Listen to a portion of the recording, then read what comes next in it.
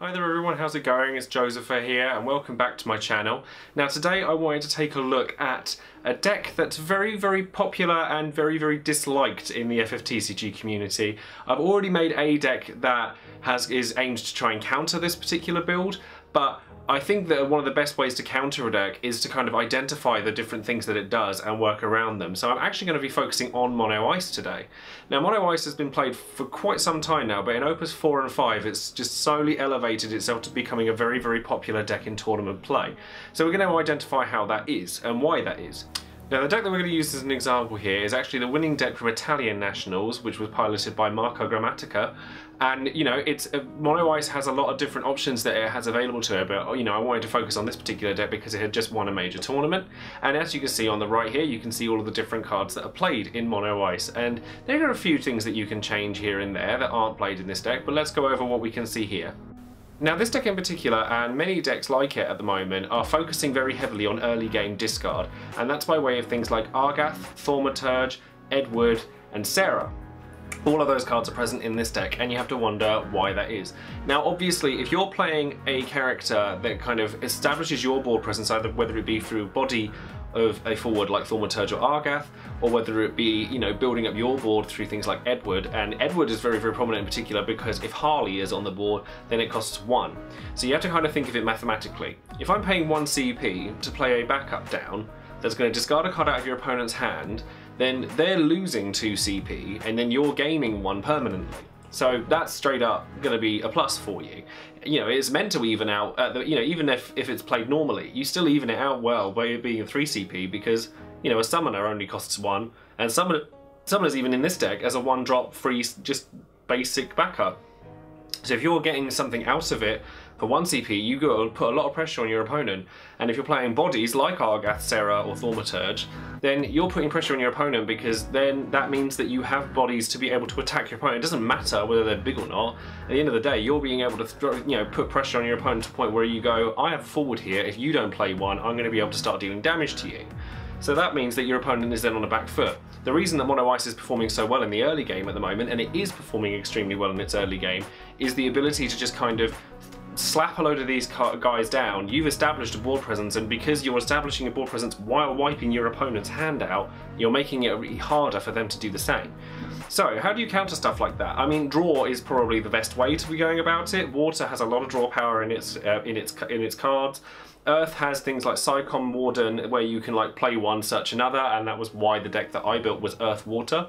But that only counters certain aspects of the deck, and discard is a very strong mechanic to get around. However, if you can like establish a board quickly, if you go first, if you know you're against a Mono Ice deck, going first is usually the preferable option, but don't go too ham on what you play. Don't play everything you have thinking, oh well, I have no cards in hand anyway, I'm just going to have stuff, at least it's there. Try and establish something that's going to generate you advantage, so that you can at least kind of, you know, retain some of your hand where possible, so that you can have answers to some of the stuff that they do. One of the things you'll most often see, almost every time you play against an Ice deck, is going to be a Final Fantasy VI engine, and that Final Fantasy VI engine is going to comprise of Setzer most often, Locke pretty much always, almost always, Celes pretty much almost always, and Gestalian Empire Cid pretty much almost always. And the reason for that is because all of the searches for these strong cards that require other Final Fantasy VI cards are all within one colour. You know, we see Ice and Fire decks running Sabin and then some of these cards, possibly even Edgar, but generally speaking, you often find that Ice is just self-sufficient. So you can play a Setzer to grab a Cid, to grab a Locke, and then you've already fulfilled the condition for Locke to come in and discard a card from your opponent's hand. So it all just synergizes really well. And you have to ask yourself, well, how can I match that? So if you're building a deck to counter that, you need to be able to have the consistency available to you that Ice does. So Setzer not only is a searcher, but it's also a forward that has an effect when it dies, and Setzer is kind of like the perfect little package for a Final Fantasy VI base deck, because you have something when it comes in, a body, and then something when it leaves. So it's like Steiner from Opus 3, but just better. Yeah, it doesn't have an EX burst, but it has extra effects, and it's still on curve, because by playing a 5-drop to search for something, you're effectively reducing its cost by 2 anyway, so it just works out very well. And then Locke Lock is like a part of the reason that Ice is doing so well. It's because it does a little bit of everything. It pushes damage through, it applies pressure to your opponent by saying, I'm going to make you drop cards if I hit you, and it has a bonus effect if you happen to have FF6 characters already where you're going to get more cards out of their hand, making it easier for him to do his other two effects.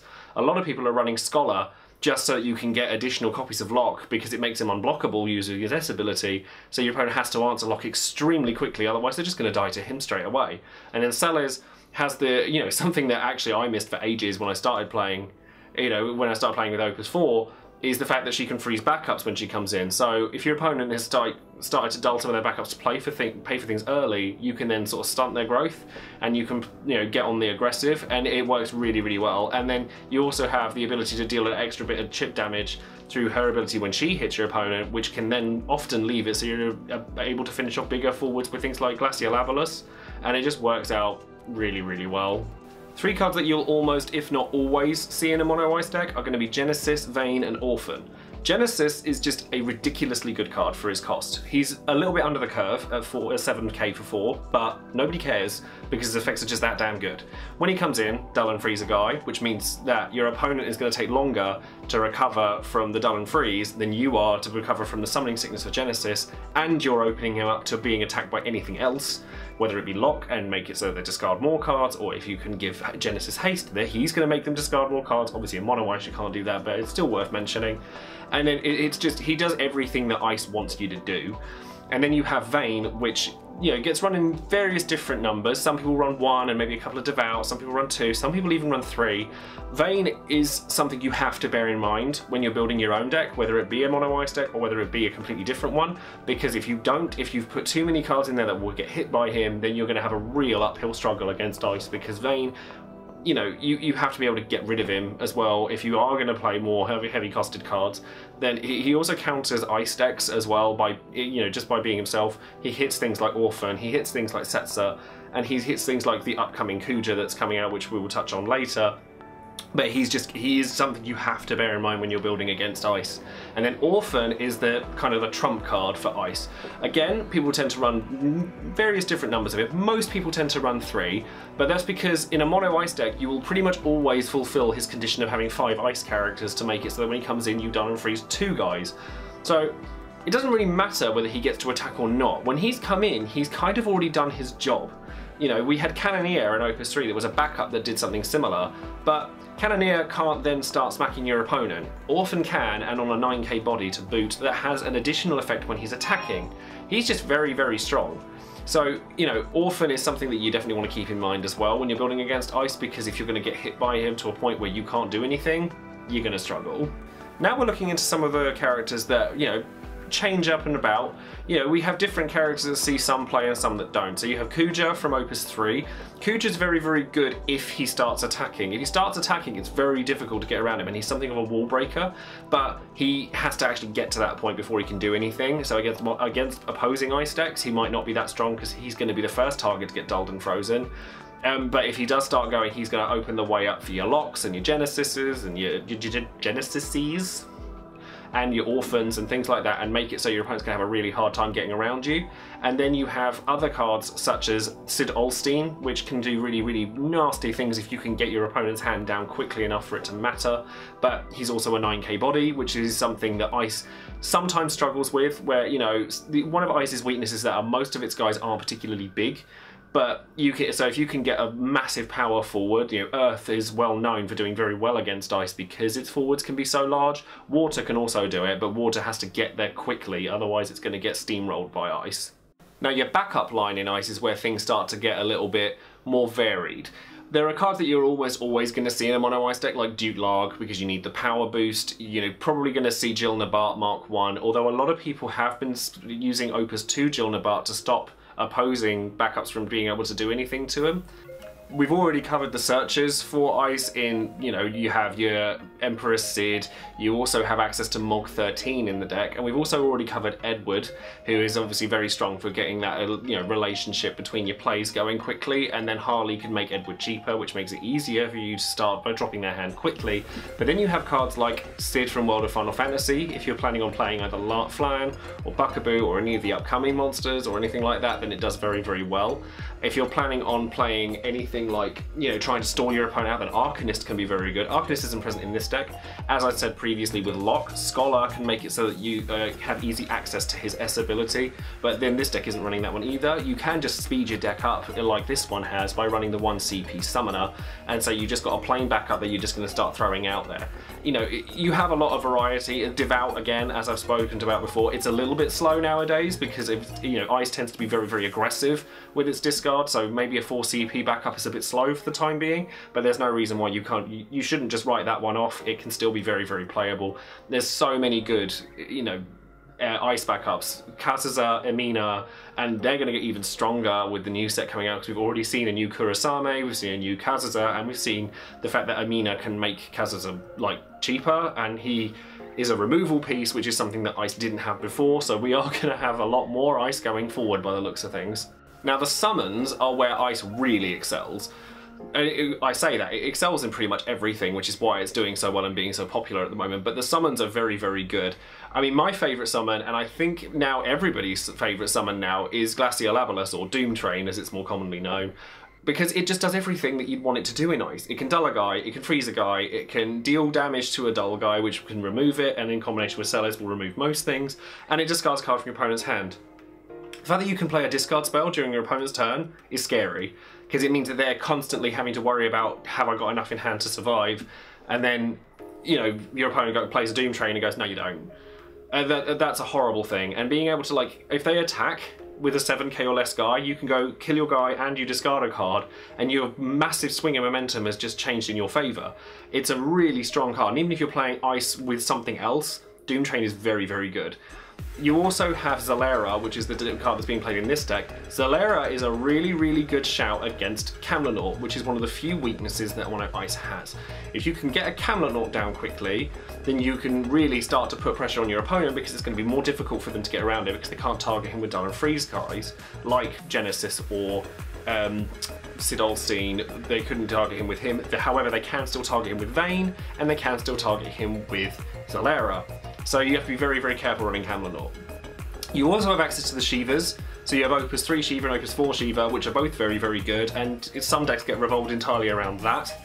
You also have access to Macius the Corrupt, which is the 1 CP card that can break a blocking forward. That one saw a lot of play at the start of Opus 5, but has calmed down a bit since, but that card is still very, very good. Basically, Ice's summons are all really strong, so if you can cancel those through things like Green Mage or some of the other cards that are coming up in Opus 6, then, you know, there's other things that you can do to try and mitigate it, but you just have to bear them all in mind.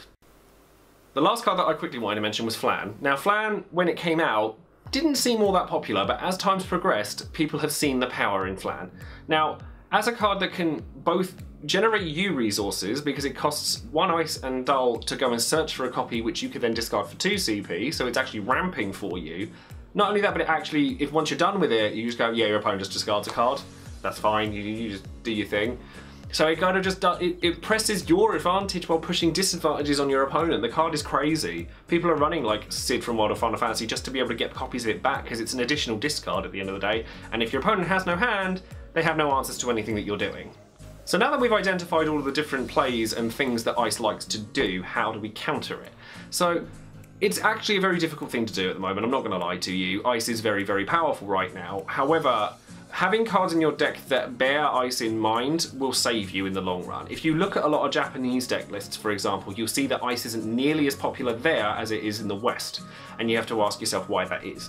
Water and Wind tend to do very, very well against it because of the amount of advantage it can generate. Pain from Opus 1 literally just flies in the face of everything that Ice wants to do, because you're establishing an advantage while drawing cards. Water is well known for drawing lots and lots of cards, so you can really get around it that way. Water also has access to Ash, who does a lot of things against Ice, as long as you can make it powerful enough to warrant it.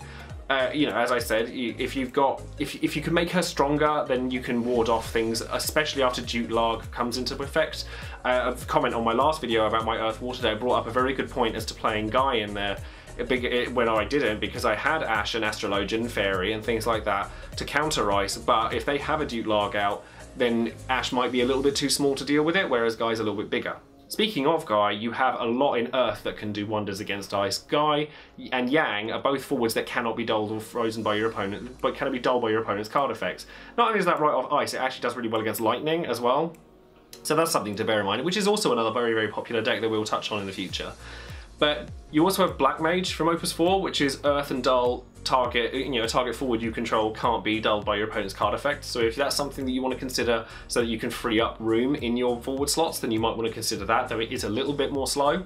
So that's something worth bearing in mind. But generally speaking, draw power is how you're going to get around Ice. If you can draw loads and loads of cards, through Moogles or through various different forwards that when they enter play you draw a card, like I said, Pain is very good. The most recently mentioned spoiled Lila that can pull Vikings out of your break zone will do a number of great things against Ice, because Viking can draw a card when it comes in and when it leaves, and because it's a body, it can check Thaumaturge and Argath. That's something worth bearing in mind as well. There are a lot of things that we can do to beat Ice, and my suggestion to you would be to go to FFDecks.com, which is where I pulled this very deck from, and it's something that, those guys do a lot of work when it comes to, documenting every tournament and every meta that we have, so definitely check their website out if you haven't already, and have a look at some of the Japanese deck lists that you see in the tournaments, because you'll see, I'm not just talking out of my backside. It's like there's a lot of decks there that are built that can counter Ice or can outspeed it and do very, very well. So definitely check those out.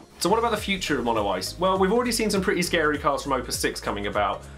I'm very, very happy that Kuja is quite as powerful as he is. However, he's going in a deck that everybody doesn't like. So it makes me a little bit sad. Kuja's very good now, but this 5 CP Kuja is also very, very strong. We also have Kazuza and Kurasame that was spoiled recently. Kazuza being a removal piece that I sorely needed, albeit on a 5 CP backup, and Kurasame is a searcher for Kazuza or Amina. So on an EX burst no less, the EX burst count in Ice is going to go up slightly if people start to use these cards, so that's something worth bearing in mind, because EX burst was something that Ice really didn't have a lot of until now. So I think it looks like Mono Ice is going to be here to stick around for a while, so I think that the sooner you guys try to either, if you want to learn to play Mono Ice, then great, then hopefully my telling you about all the plays that it does will help you. Or if you want to counter it or combat it, then building a deck to do it now is a good idea, because it's only going to get stronger with new cards, but then so is every other colour. So that's it for this video. I hope you guys have enjoyed it, and I hope you guys have all learned something from it. And you might want to know that I've recently started up a Patreon page, so thank you very, very much to all of those that have already been a patron for me. I've worked very, very hard on these videos, and I'm really, really proud of them, so I'm glad to see that you guys are really enjoying them. So as I say, I'll leave a link in the description box below, and again, thank you very much to everyone who has looked at it already, and subscribe to the channel. One of the most important things on these channels is that we want you to kind of get involved and leave comments and subscribe and things like that. So if you want to learn anything more about Mono Ice, or if you want to learn more about countering it, then leave a comment down below, or get in contact with me through Facebook or Twitter, and hopefully we can talk about it more then. But for now, thank you very much for watching, and I shall see you all later. Bye now.